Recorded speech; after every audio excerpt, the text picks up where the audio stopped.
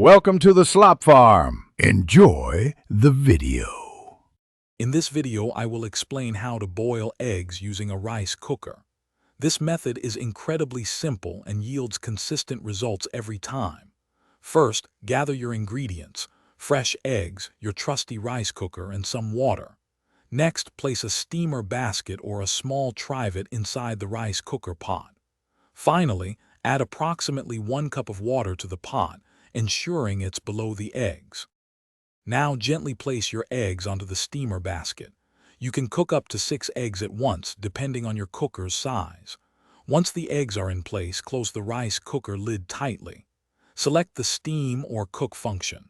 For perfectly hard-boiled eggs, set the timer for about 12 minutes. For a softer yolk, reduce the time to around 8 or 9 minutes.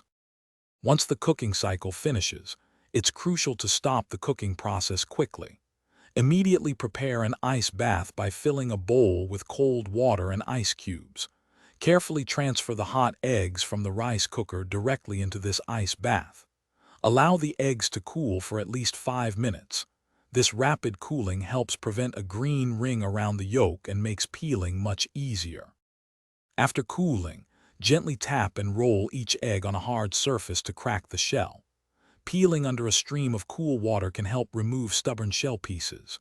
You now have perfectly boiled eggs with firm whites and creamy, vibrant yolks.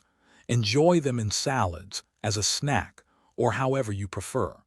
Remember, leftover boiled eggs can be stored in the refrigerator for up to 7 days. Thanks for watching. Consider subscribing if we helped you today.